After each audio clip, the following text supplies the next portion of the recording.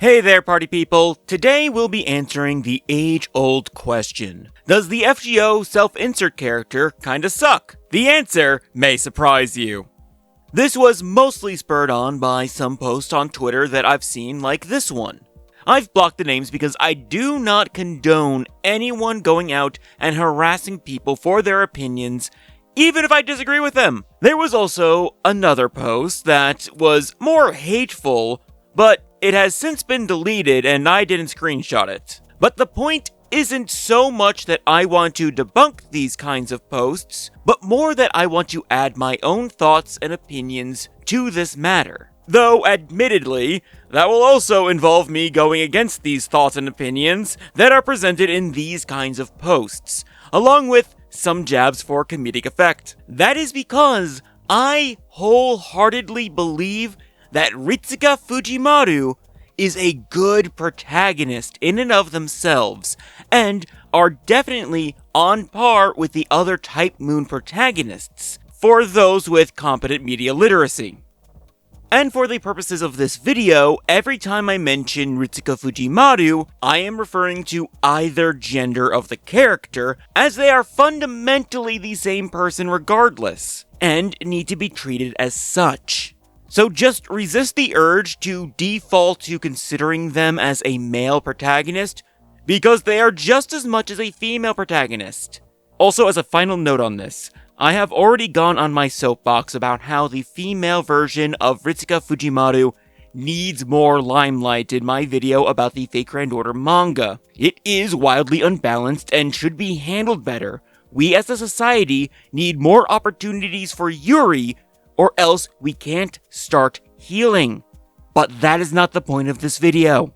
Now, let's first tackle this one topic at a time, starting with, is Ritsuka Fujimaru purely a self-insert non-character? And the answer is a definitive, kinda? Really, at this point, it's no more than Shiro is. Back at the start of the Fate Grand Order story, Fujimaru is 100% a self-insert and barely anything else. For a while, they don't have much of a personality and are almost fully just the audience's looking glass. But in a narrative-driven story, no character, no matter how shallow or thin, can be wholly devoid of their own personality. Fujimaru is a self-insert in so much that you are meant to empathize with them, see things through their eyes, and they are supposed to make it feel like you are the star of the story and not the character of Ritsuka Fujimaru. But that is not always going to be the case. Ritsuka will make choices that you won't. Ritsuka will say things that you won't, will have interests that you won't, and will have experiences that you won't. It is impossible for a character in a story like this to be a self-insert and nothing else.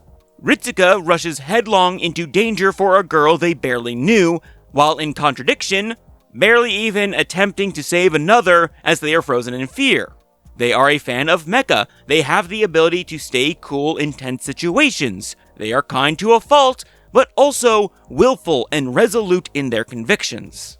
They also say really mean things about Liz, and I would never do that. I would only shower Liz with praise and love from day one, and Ritsuka doesn't do that. Yes, I know, there are usually only 2 dialogue options, so I don't expect a full gambit of emotions and choices, but when the choices are negative reaction, and negative reaction, that is a definitive character trait and can be contradictory to the player.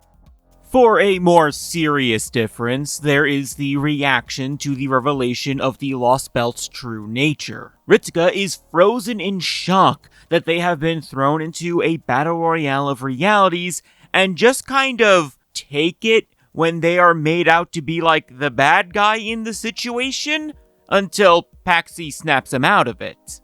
And I'm not saying that I would be chill with the genocide implications, even from a pragmatic point of view of the situation, especially since I wouldn't have one in the moment. But what I actually take exception to is Kadok attempting the blame game. I would fly into a rage at that. The absolute gall to be part of the group that made this entire situation and try to make it like I'm somehow at fault. Ritsuka should have shot back at that, but that is not their character to do so. It's mine. Incidentally, in my AU where my OC Maya is the FGO protagonist, she shoots Kadok in the kneecap during that exchange.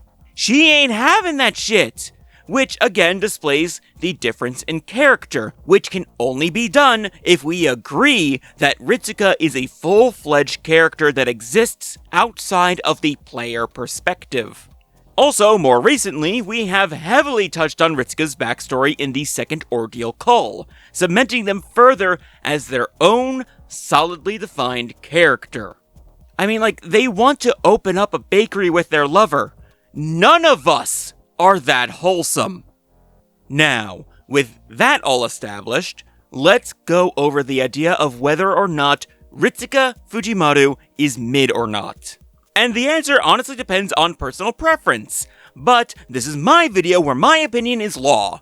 So I decree that they are not mid, but they are based as hell. Also, fundamentally, if you like the character of Shiro Emiya, but dislike the character of Ritsuka Fujimaru, you're just an elitist, plain and simple.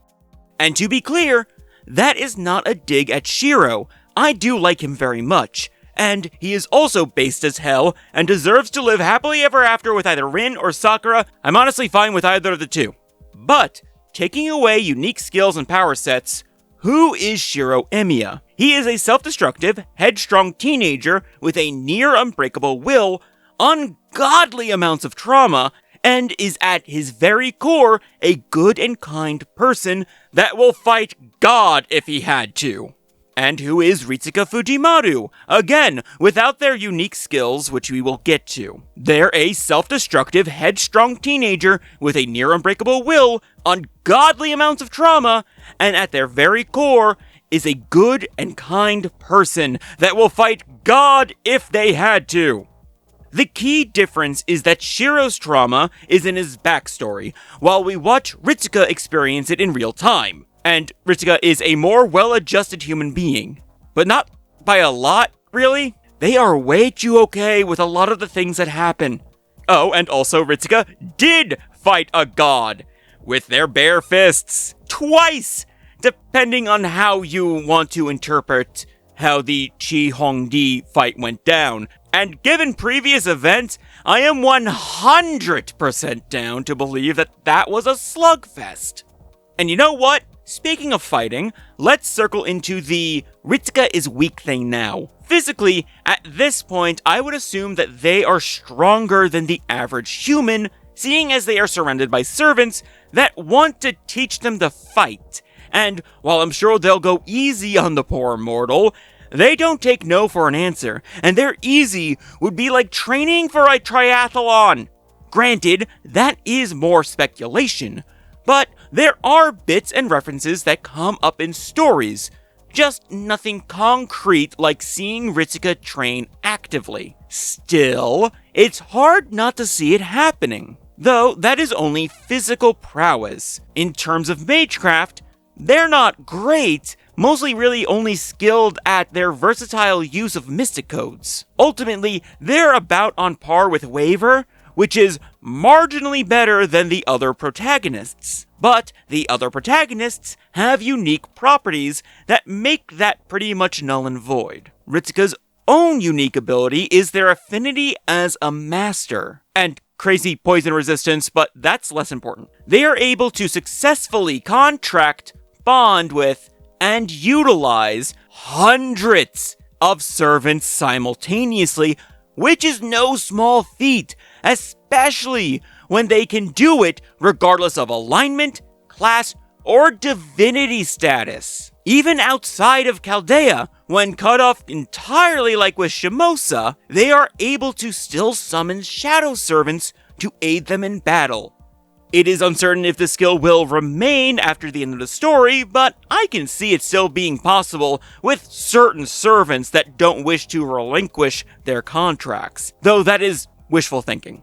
Regardless, all in all, I'd say that is pretty powerful. Maybe not the most powerful if we're talking about just Ritsuka, but saying that the Shadow Servant summoning doesn't really count is just moving the goalpost because you don't want to admit this character has redeeming qualities. And at the end of the day, that's kind of the crux of making this video, because I genuinely don't care if you dislike Ritsuka. You can hate them for all I care, but I don't care for them being outright dismissed, because that's just ignoring a lot of the things about them. That is the main problem that I have.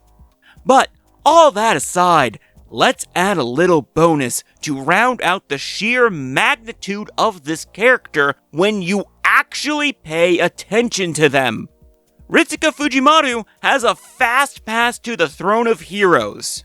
Sure, they'd be an unknown hero like Emiya, but there is no conceivable way to convince me otherwise that after everything they've done, pretty much forcibly etching themselves into the very fabric of the world, regardless of what Alia and its counterforce says. They are Ritsuka goddamn Fujimaru. They are the one person that all other heroes respect. They aren't a king, they aren't some great mage, and yet gods call them their friend and ally. No weapon but their fist, no great power other than their indomitable will. They are just a human through and through. Even their motivation is painfully human. They never set out to be a great hero,